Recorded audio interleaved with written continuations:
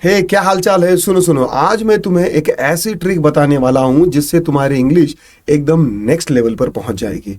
और वो क्या चीज है? How to think directly in English. हाँ, सीधे इंग्लिश में सोचना। सुनकर थोड़ा सा मुश्किल लग रहा है ना? रुको, मैं इसे एकदम आसान बना दूंगा। चलो शुरू करते हैं। This is the eSwayam English speaking system.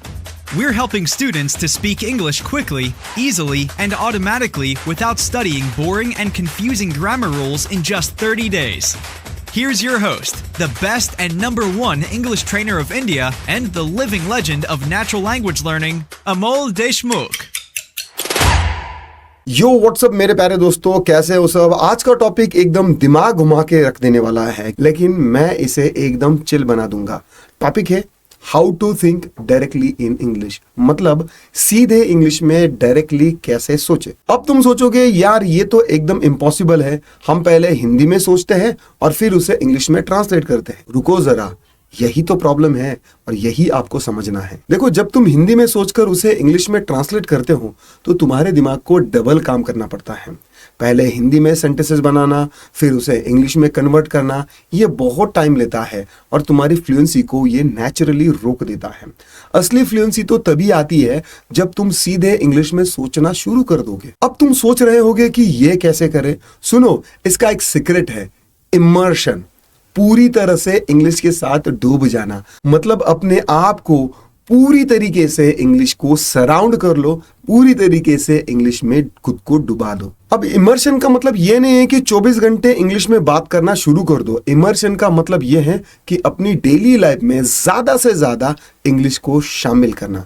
मान लो तुम कुछ सोच रहे हो लेकिन तुम नॉर्मली हिंदी में सोचते हो, तो अब तुम्हें कोशिश करनी है कि आप उसे इंग्लिश में शुरू करो। शुरू में ये थोड़ा सा मुश्किल लगेगा, तुम्हें कुछ वर्ड्स पता नहीं होंगे, लेकिन धीरे धीरे तुम देखोगे कि तुम्हारा दिमाग अपने आप इंग्लिश के वर्ड्स को और सेंटेंसेस को कनेक्ट करने लगा है। तो इंग्लिश में आपका ब्रेन इवॉल्व और एग्जिस्ट करने के लिए पहला स्टेप क्या हुआ?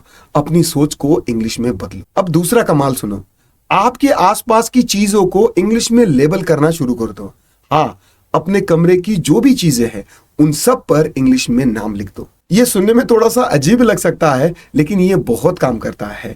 जब तुम बार बार उन लेबल को देखोगे तो तुम्हारा दिमाग उन चीजों के बारे में इंग्लिश में ही बात करने लगेगा। इंग्लिश में ही वर्ड्स एकदम से आपके ब्रेन में चिपक जाएंगे और वो पक्के हो जाएंगे। तो इंग्लिश में सोचने का दूसरा तरीका क्या है? अपने आसपास की दुनिया को इंग्लिश में लेबल करो। और तीसरा, एक और बहुत इंपॉर्टेंट पॉइंट, अपने फोन और कंप्यूटर की लैंग्वेज को इंग्लिश में कर दो। इससे तुम्हें हर दिन इंग्लिश के वर्ड्स और फ्रेजेस देखने को मिलेंगे और तुम्हारा दिमाग धीरे धीरे इंग्लिश के लिए तैयार हो जाएगा। शुरू में ये थोड़ा अनकंफर्टेबल लगेगा, लेकिन ट्रस्ट मी, ये तुम्हारी इंग्लिश को बहुत तेजी से इंप्रूव करेगा। और तीसरी टिप क्या है? अपनी टेक्नोलॉजी को इंग्लिश में बदलो। तो आज आपने क्या सीखा? इंग्लिश में सोचने के 3 जबरदस्त तरीके। नंबर 1, अपनी सोच को इंग्लिश में बदलो। नंबर 2, अपने आसपास की दुनिया को इंग्लिश में लेबल करो। और नंबर 3, अपनी टेक्नोलॉजी को इंग्लिश में बदलो। ये तो बस शुरुआत है दोस्तों। अगली वीडियो में ये बताऊंगा कि तुम कैसे मजेदार तरीके से इंग्लिश में सोचना शुरू कर सकते हो। कुछ कमाल की एक्टिविटीज करेंगे, तो कहीं मत जाना।